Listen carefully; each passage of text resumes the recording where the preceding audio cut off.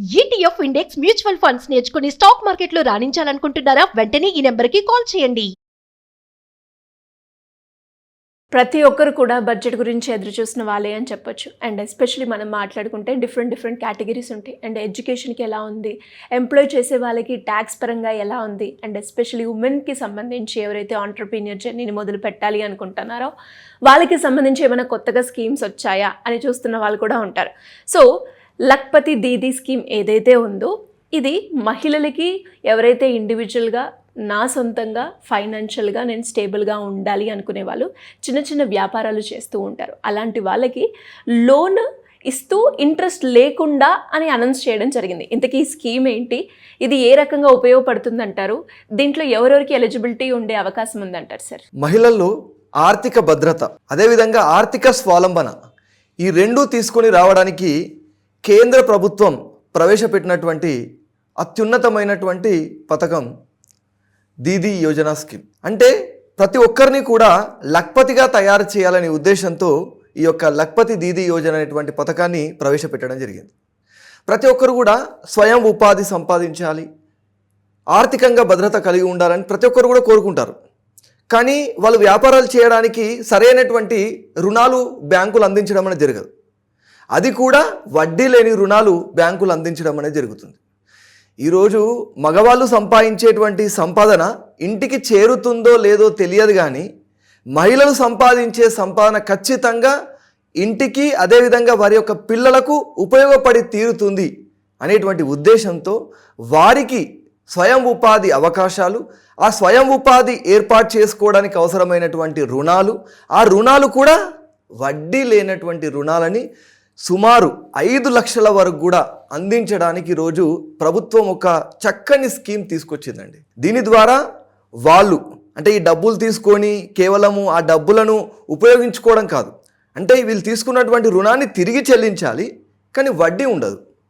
కానీ ఏదైనా ఒక స్వయం ఉపాధి ఏర్పాటు చేసుకున్నటువంటి ఒక ప్రూఫ్ అనేది ఉండాలి ఖచ్చితంగా. అంటే వాళ్ళు ఒక టైలరింగ్ నేర్చుకొని టైలరింగ్ చేస్తున్నట్లుగా కానీ, లేదా క్యాటరింగ్ వ్యాపారం చేస్తున్నట్లు, లేదా డైరీ ఫామ్ ఏర్పాటు చేసుకోవడం కావచ్చు, లేదా పాపడ్స్ తయారు చేయడం, పికిల్స్ తయారు చేయడం, ఇలా ఏదైనా సరే అగరబత్తులు తయారు చేస్తుంటారు, మనం గమనిస్తుంటాం. ఏదైనా ఒక చిన్నపాటి పరిశ్రమ అంటే ముడి సరుకులు తీసుకొని వాటిని వస్తువుగా తయారు చేసి మార్కెట్లో అమ్మడం ద్వారా స్వయం ఉపాధి సంపాదించడం. ఇది ఎవరు?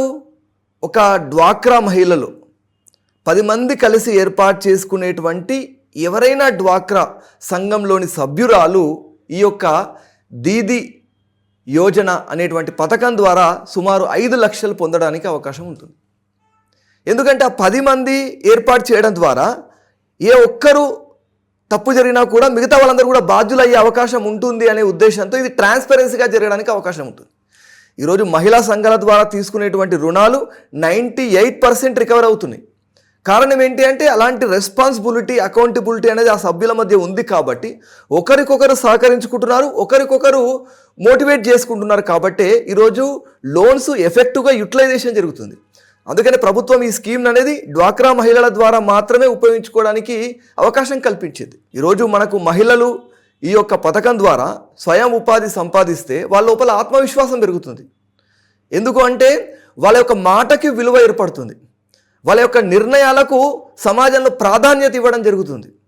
కేవలం ఇంటికి మాత్రమే పరిమితమైనటువంటి మహిళ ఈరోజు వ్యాపార మహిళగా ఒక ఆర్థిక స్వావలంబన దిశగా ముందుకు వెళ్ళడానికి ఈ యొక్క పథకాన్ని ప్రభుత్వం డిజైన్ చేయడం జరిగింది.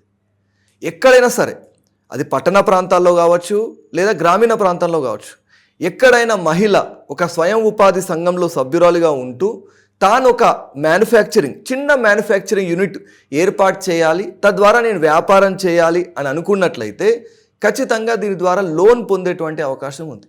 మనం ఎలాంటి చిన్న పరిశ్రమలు చూస్తుంటాం, ఆ చిన్న పరిశ్రమలు ఏర్పాటు చేయాలంటే చాలా వ్యయ ప్రయాసాలతో కూడినటువంటి పని. అంటే చాలా పేపర్ వర్క్ ఉంటుంది, అదేవిధంగా అనేక రకాల డిపార్ట్మెంట్స్ నుంచి పర్మిషన్ తీసుకోవాల్సి ఉంటుంది. కానీ ఎప్పుడైతే ఈ యొక్క పథకంలో సభ్యురాలుగా చేరిన తర్వాత సింగిల్ విండో విధానం ద్వారా బ్యాంకు ద్వారానే అన్ని రకాల అనుమతులను పొందడం జరుగుతుంది, బ్యాంకు ద్వారానే రుణ సదుపాయం పొందడం జరుగుతుంది. తద్వారా నీ వ్యాపారానికి అవసరమైనటువంటి రా మెటీరియల్ పొందడం జరుగుతుంది, అదేవిధంగా ట్రైనింగ్ కూడా వాళ్ళు కల్పించడం జరుగుతుంది. ఆ వస్తువులను ఏ విధంగా అమ్మాలి అనేటువంటి విషయంలో కూడా అనేక రకాల మార్కెటింగ్ స్ట్రాటజీస్, సహాయ సహకారాలను అందించడం జరుగుతుంది. ఎందుకంటే మనం చూస్తున్నాం డ్వాక్రా బజార్స్ ఉంటాయి. ఆ డ్వాక్రా బజార్స్లో అంటే వీళ్ళు తయారు చేసిన ప్రోడక్ట్ సేల్ చేసుకోవడానికి ఈరోజు పబ్లిసిటీ అనేది చాలా ఇంపార్టెంట్ కదండి. ఏ ప్రోడక్ట్ అయినా సరే సెల్ అవ్వాలి అంటే పబ్లిసిటీ ఇంపార్టెంట్. ఆ పబ్లిసిటీ అంతా కూడా ఈరోజు గవర్నమెంట్ డ్వాక్రా బజార్ల ద్వారా తన యొక్క భుజస్కంధాలపై వేసుకొని ఇలాంటి మహిళలందరి యొక్క ఆ ప్రోడక్ట్స్ తయారు చేసినటువంటి ప్రోడక్ట్స్ని సేల్ చేయడం జరుగుతుంది. మరి ఎందుకు ఇంత ప్రాధాన్యత ఇస్తూ ఈ పథకాన్ని తయారు చేసింది అనేటువంటి అనుమానం మనకు వస్తుంది. మొట్టమొదటి కారణం, ఎప్పుడైతే ఇలాంటి స్వయం ఉపాధి రంగాలకు ప్రభుత్వం ప్రాధాన్యత ఇవ్వడం జరుగుతుందో అప్పుడు నిరుద్యోగం అనేది తగ్గుతుంది, చిన్న చిన్న పరిశ్రమలు పెరగడం జరుగుతుంది.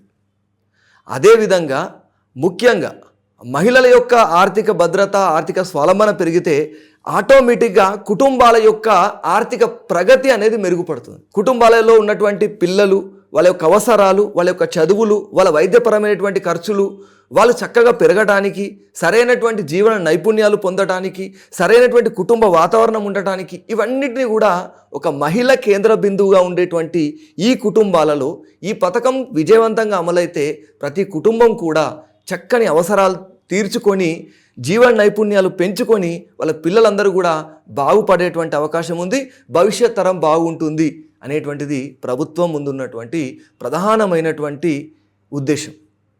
ఇక ఇంకొక విషయం, ఇండైరెక్ట్గా ఇదంతా కూడా మనం ప్రత్యక్షంగా చూస్తున్నాం, పరోక్షంగా చాలా బెనిఫిట్ ఉంటుంది. పరోక్షంగా ఏం జరుగుతుంది, దేశం యొక్క జాతీయోత్పత్తి, జీడిపి అంటాం కదా, జాతీయోత్పత్తి అనేది పెరిగిపోతుంది. ఎప్పుడైతే గ్రామీణ ప్రాంతాల్లో కూడా చిన్న చిన్న పరిశ్రమల ద్వారా ప్రొడక్షన్ అనేది పెరుగుతూ ఉంటుందో పరోక్షంగా దేశానికి జాతీయోత్పత్తి పెరగడం అనేది జరుగుతూ ఉంటుంది. కాబట్టి నిరుద్యోగం తగ్గడము, గ్రామీణ ప్రాంతాల్లో ఆర్థిక శక్తి అనేది బలపడటము, అదేవిధంగా జాతీయోత్పత్తి పెరగడము, ఇవన్నీ రకాలుగా ఆలోచించి ప్రభుత్వం ఈ యొక్క చక్కని పథకాన్ని తీసుకురావడం జరిగింది. కాబట్టి మహిళలందరూ కూడా వడ్డీ లేనటువంటి రుణాన్ని తీసుకొని తద్వారా స్వయం ఉపాధి పొందుతూ చక్కని ఆర్థిక శక్తిగా, మహిళా శక్తిగా తయారవ్వాలనేదే ప్రభుత్వం యొక్క ఉద్దేశం. కాబట్టి దీన్ని యూటిలైజ్ చేసుకోండి, ఖచ్చితంగా మీ యొక్క ఆలోచనలకు ప్రతిరూపం ఇవ్వండి.